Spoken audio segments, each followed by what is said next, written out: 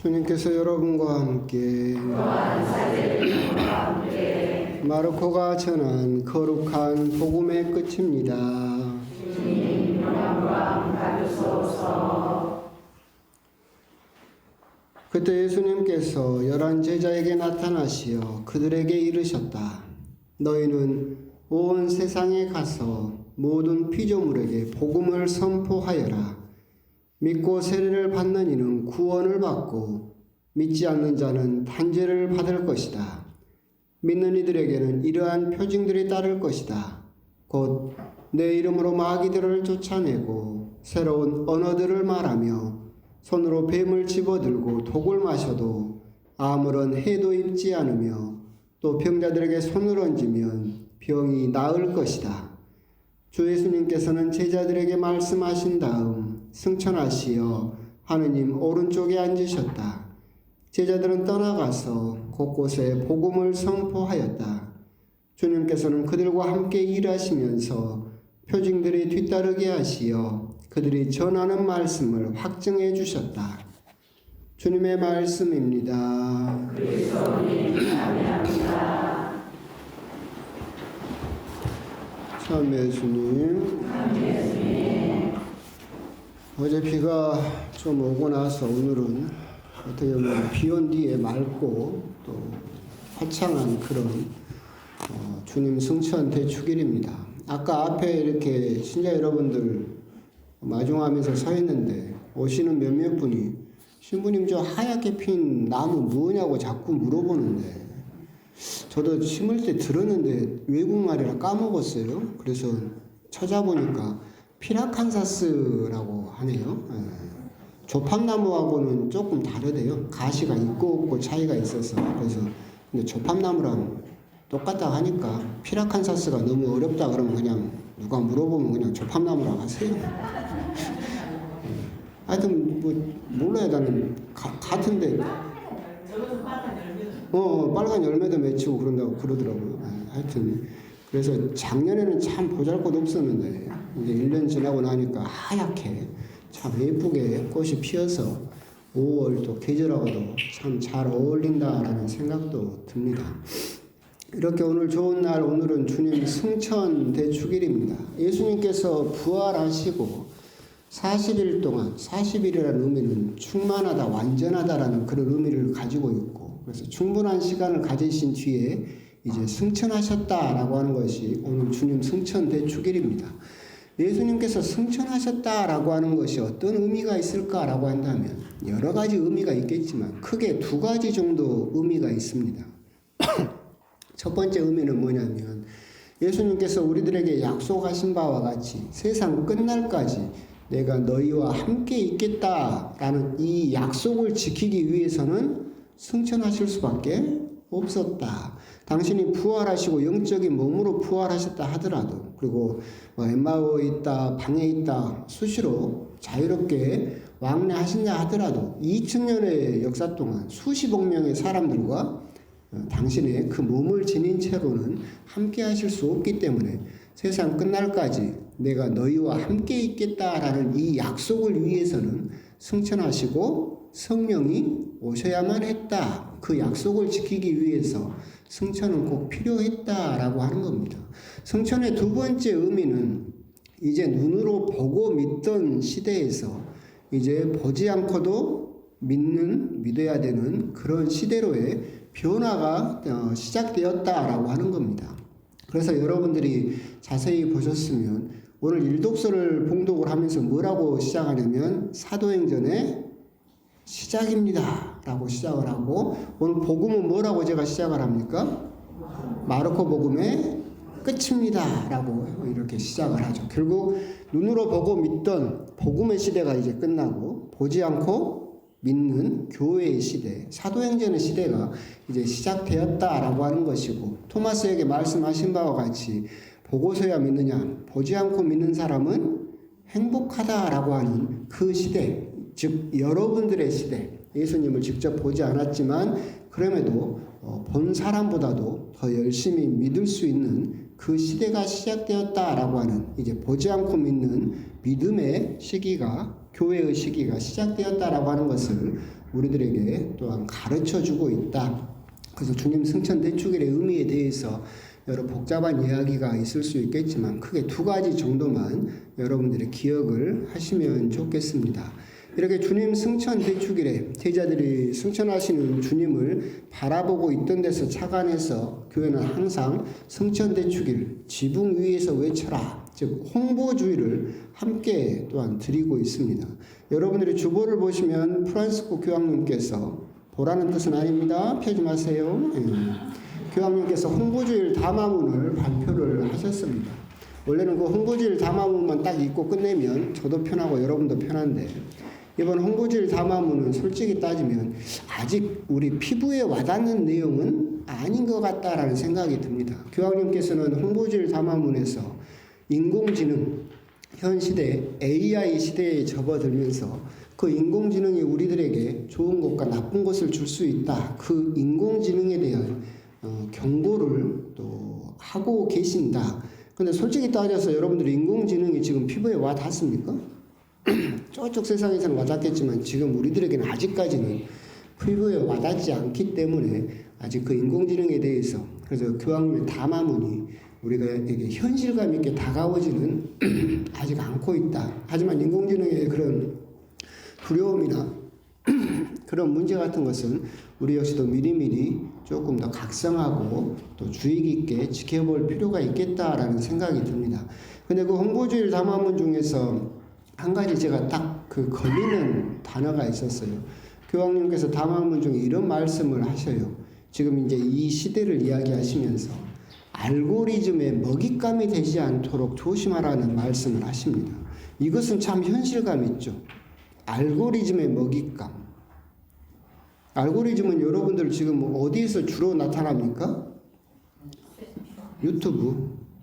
유튜브라든가 이런 데서, 또는 구글 검색하는 데서 여러분들이 뭘 하거나 뭘 누르거나 하면 알고리즘이 작동을 해서 계속해서 연관된 것만 계속해서 보여주게 되죠. 이 알고리즘의 먹잇감에 빠지지 않도록 조심하여라. 실제로 몇 년 전에 미국에서 그 트럼프가 대통령이 떨어지고 나서 미국 국민들이 사상 처음으로 미국 국회를 습격했습니다. 보셨죠? 그런 일이 왜 일어났을까라고 했을 때, 이 트럼프 지지자들은 내가 본 모든 동영상 중에서, 내가 본 모든 화면에서, 내가 만난 모든 사람들이 다 트럼프를 지지해요. 그래서 이 세상 모든 사람들이 다 트럼프를 지지하는데 트럼프가 떨어졌어. 그럼 뭐예요? 뭔가 부정이 있었다. 그래서 부정선거를 들고 나오면서 국회의사당을 습격을 했죠. 근데 세상이 그렇습니까? 아니었죠. 근데 이 사람은 알고리즘의 먹잇감이 돼버리니까 내가 본 모든 것이 다 거기에 집중되고 시야가 좁아지고 생각이 굳어지니까 그것만 바라보게 된다. 그러게 되면 알고리즘의 먹잇감이 되어서 그것만이 진실이다라고 하는 함정에 빠져버리게 된다. 여러분도 똑같잖아요. 여러분도 유튜브 보다가 뭐 누르면 맨날 임영웅이만 추천해주죠. 맨날 손흥민이만 추천해주고, 맨날 누구만, 정치인 누구만 추천해주고, 그러다 보면 그 생각이 세상 모든 사람의 생각인 것처럼, 내 생각이 완전하게 맞는 것처럼 하는 알고리즘의 먹잇감이 되어버릴 수 있다라고 하는 점, 그런 점을 우리들이 조금 더 주의를 할 필요가 있겠다. 그러면서 이 홍보주의를 우리가 한번 돌아볼 필요가 있는 건 뭐냐면, 지금은 우리 가톨릭 매체가 다 죽었어요. 신문이고 방송이고 거의 다 죽었죠. 왜 그러냐면 여러분들이 안 보니까. 신문도 폐가, 옛날에는 경향신문도 가톨릭 거였어요. 우리 거였는데 결국은 여러분들이 안 보니까 망해서 일반 사회로 넘어가게 되었는데, 그런 식으로 우리 매체가 점점 줄어들고 있고, 근데 지금 현재 살아있는 것은, 여러분들이 제일 많이 접하는 것은 유튜브죠. 근데 여러분들이 한번 곰곰이 생각을 해보세요. 내가 즐겨보고 누르고 있는 유튜브 알고리즘에서 우리 천주교가 뜹니까? 떠요? 뜨면 다행인데 한번 그건 돌아볼 필요가 있죠. 요즘 이제 홍보 주일에 내가 하느님을 접하고 하느님에 대해서 궁금해하고 있는가? 내가 지금 돈을 들여서 신문이나 잡지나 이런 건 보지는 않는다 하더라도 맨날 임영웅이만 클릭하고 맨날 손흥민이만 클릭하고 그러지 말고 교회 소식도 클릭을 해야 그 알고리즘의 함정에서 벗어나서 교회 소식도 듣고 하느님 말씀도 들을 수 있는데 나의 유튜브 알고리즘 속에 과연 하느님이 교회가 이 예수님의 말씀이 들어있는가 그런 부분도 한번 우리가 돌아볼 필요는 있겠다. 요즘 같은 디지털 미디어 시대에 신문이 다시 부흥하기는 어렵겠지만 여러분들이 매일 접하는 그 미디어 세상에 과연 하느님은 계신가 그런 부분에 대해서는 한번 우리가 생각을 해볼 필요가 있을 겁니다. 오늘 홍보주일 그러면서 우리들은 미사 전에 이야기했던 것처럼 그렇게 예수님을 알리는 홍보 매체에 대해서 관심을 가지고 이 장금을 통해서라도 조금씩 도움을 주고자 하고 있죠. 예수님의 오늘 말씀처럼 너희는 온 세상에 가서 모든 피조물에게 복음을 선포하여라 라고 하는 이 의무를 모든 사람이 지고 있음에도 불구하고 우리들은 평화방송이나 가톨릭 신문이나 이런 데 맡겨놓고 이 일이 나하고는 관계가 없는 것처럼 생각될 수 있겠지만 그렇지 않다. 예수님을 알리는 것, 모든 피조물에게 복음을 선포하는 이 의무는 똑같이 우리들에게도 주어져 있다라고 하는 것을 다시 한번 생각하는 것이 오늘 홍보주일입니다. 이런 홍보주일 그런 면에서 우리가 곰곰이 생각하면 이렇게 설명할 수도 있을 겁니다. 유리가 있죠? 유리가 있습니다. 유리는 딱 보면 햇빛을 그대로 통과해서 우리들에게 바깥 풍경도 보여주고 그런 것들을 보여줍니다. 곰곰이 생각을 해보면 여러 가지가 있겠지만 오늘 이야기할 유리는 크게 세 종류가 있는 것 같아요. 저렇게 맑은 유리창이 있어요. 햇빛이 비치면 햇빛을 고스란히 통과시키는 유리가 있죠. 저 유리에다가 지금은 다른 걸 바르지만 옛날에는 수은을 발랐어요. 바르면 저 유리는 뭐가 됩니까? 거울이 됩니다. 그럼 저 유리는 뭐만 비춥니까? 나만 비춥니다. 나만 보입니다. 그러죠? 근데 여러분들은 세례를 받아서 저렇게 투명한 유리창이 아닙니다. 여러분들은 큰 성당이나 유명한 우리 성당, 성지를 가게 되면 저 유리창이 뭘로 되어 있습니까? 스테인드 글라스로 되어 있습니다. 스테인드 글라스는 뭐냐면 햇빛이 비치면 그 빛을 뭘로 바꿔서 비춥니까? 그죠? 그 내용으로 바꿔서 비추죠. 그 스테인드 글라스는 성인들의 모습이나 아니면 복음의 내용이나 성경의 내용을 세상 사람들에게 보여주기 위해서 새겨 놓았습니다. 세 종류의 인간이 있는 것 같습니다. 하느님에게 모든 사람은 빛을 받습니다. 그런데 어떤 사람들은 그 빛을 고스란히 통과시켜서 아무 의미도 없이 아무 생각도 없이 그냥 통과만 시켜버릴 그런 사람도 있고 어떤 사람은 하나님의 빛을 받고도 수은을 발라서 거울로 변한 사람도 있겠죠. 그럼 나만 보여요. 그죠? 세상은 나를 위해서 사는 거죠. 그런 사람도 있을 것이고 하지만 여러분들은 세례를 받아서 뭘로 변한 사람들이에요? 스테인드 글라스로 변한 사람들이죠. 그럼 우리가 여기서 한번 곰곰이 묵상을 해볼 필요가 있어요. 성당 같은데 큰 성지에 가게 되면 스테인드 글라스가 쫙 새겨져서 각양각색의 성경의 내용들을 우리들에게 전해주고 있죠. 여러분들은 어떤 모습의 스테인드 글라스인 것 같아요? 여러분들은 내 주변 사람들에게, 내 가족에게, 내 주변 이웃에게 성경의 어떤 모습을 보여주는 스테인드 글라스인 것 같아요. 여러분들이 유리창이나 거울은 아니죠? 거울도 있어요? 거울은 없겠죠? 스테인드 글라스. 옛날에 제가 이 부분에 대해서 묵상을 할 때 유학 가기 전에 저는 그렇게 생각을 했어요. 제가 새기고 있는 것은 성전 정화를 하시는 예수님. 여기 장사꾼의 집으로 만들지 말라고 해서 채찍을 만들어서 싹 쓸어버렸죠.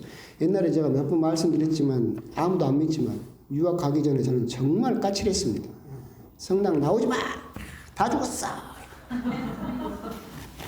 근데 유학 가가지고 한 5년 동안을 혼자서 벽 보고 미사하다 보니까 많이 착해진 게 이 모양이에요.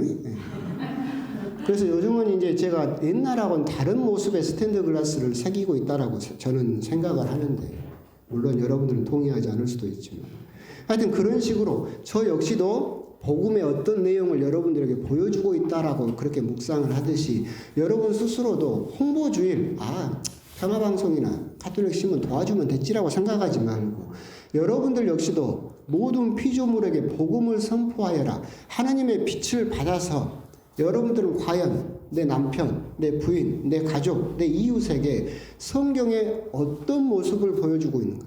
예수님의 어떤 모습을 하느님의 빛을 받아서 그 사람에게 보여주고 있는가? 여러분들은 하느님의 스테인드 글라스이고 과연 여러분들이 보여주는 어떤 모습이 과연 주변 모든 피조물들에게 그렇게 예수님의 모습을 전하는 복음을 선포하는 그런 모습을 가지고 있는가? 그런 부분에 대해서 한번 곰곰이 생각을 해 보셨으면 좋겠습니다. 홍보주일 다른 것보다도 여러분들이 한번 곰곰이 그냥 미사 끝나고 강론 끝나고 그냥 툴툴 털고 집에 가는 것이 아니라 나는 어떤 모습을 지닌 어떤 복음의 어떤 성경의 모습을 보여주고 있는 하느님의 스테인드 글라스인가? 나는 어떤 모습을 보여주고 있을까라고 하는 부분에 대해서 한번 곰곰이 묵상을 해보시는 그런 홍보주일이 되셨으면 좋겠고, 그것을 여러분들이 여실히 보여주는 그것이 바로 예수님을 온 피조물에게 알리는 좋은 홍보의 방법이다라고 하는 것,